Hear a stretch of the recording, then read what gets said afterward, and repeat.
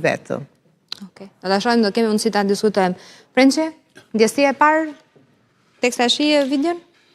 Shiko, tani në 36 vite të tranzicionit të zgjatur, si që tha profesorja e nderuar zonja Nora Malaj, tha që fenomenet të kësaj natyre domethënë kanë ardhur duke u rritur, duke u shtuar, janë shfaqur në forma të ndryshme.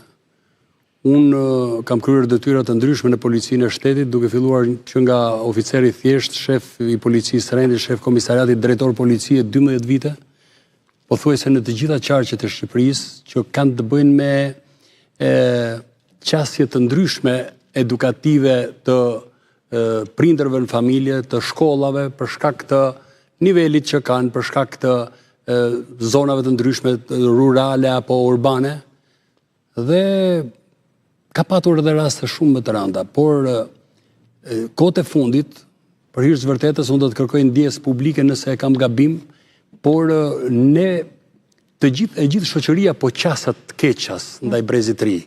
Spari gjua e ashpër që transmeton Parlamenti i Shqipërisë. Ta fillojmë që ati tek fillojnë tek burojnë ligje. Shohim kush janë faktorët e burimit. Pra, që ati ku prodhohen ligje dhe se si qasat arsimi tek fëmijët në të gjitha nivelet. Pra, gjua e politikanëve njëri me tjetrin, gjua e politikanëve me kategoritë e ndryshme të profesioneve, bullizimi i politikës që i bën shoqërisë, grupeve të caktuar, mediave që njeri ju quajnë kazan, njeri ju quajnë dritare, njeri kështu. Pra, brezi i ri po e kopjon këtë model sjellje midis njëri tjetrit në shoqëri, duke filluar nga parlamenti, tek qeveria, tek zyrat e shtetit, tek shkollat. Puna e dobët edukative që sot bëhet në shkolla për hir të vërtetës, sepse është e trisht të shikosh se ku ka përfunduar shkollat, më shumë transmetohet dikush në një video, më shumë kishte gomer tek dera e shkollës se sa mësues dhe nxënës. Ajo është tragjike, pastaj se deri ku ka mbritur niveli i shkollave në zonat rurale.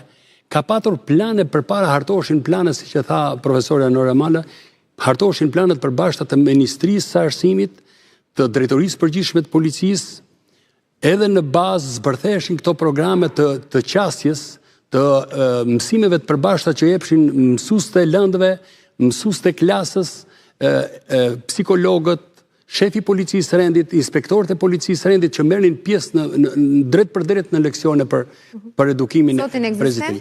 Sot brezi i ri është pengi i rrjeteve sociale, po i pjesës keqe të rrjeteve sociale dhe të platformave, që kryesisht ndjekin dhunën, ndjekin problematika nga më të ndryshme dhe i shfaqin në shoqëritë e tyre.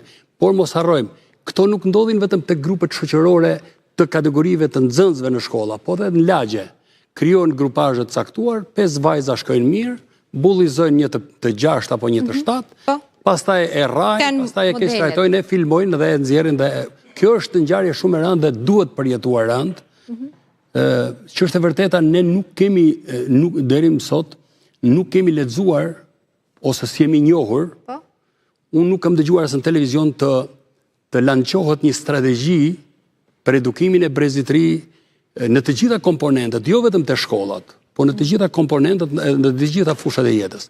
Dhe të angazhohen jo vetëm, kur them jo vetëm familja dhe jo vetëm shkolla, edhe kategoritë të tjera të qytetarëve, të intelektualëve për edukimin e brezit të ri, se ne gjysma e brezit të ri po na ikën.